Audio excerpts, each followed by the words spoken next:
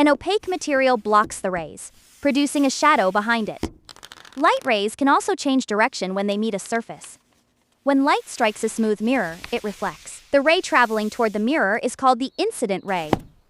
The ray traveling away from the mirror is called the reflected ray. To measure the reflection accurately, we draw an imaginary line called the normal.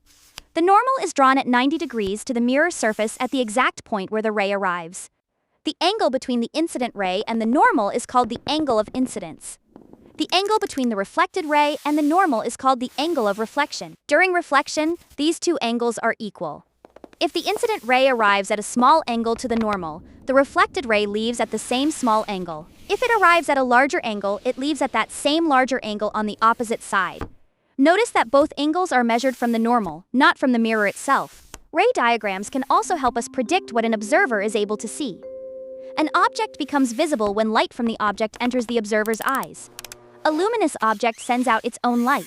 A non-luminous object must first reflect light from another source. For example, light from a lamp may strike a book. Some of that light reflects from the book and enters the observer's eyes. That reflected light allows the observer to see the book.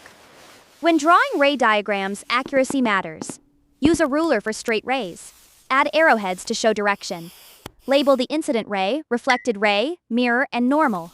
Measure angles from the normal and keep the diagram clear. The ray model does not show every detail of light. Instead, it turns invisible light paths into simple lines that we can follow. With these lines, we can explain beams, shadows, transparent materials, reflection, and vision, and make useful scientific predictions about where light will travel next.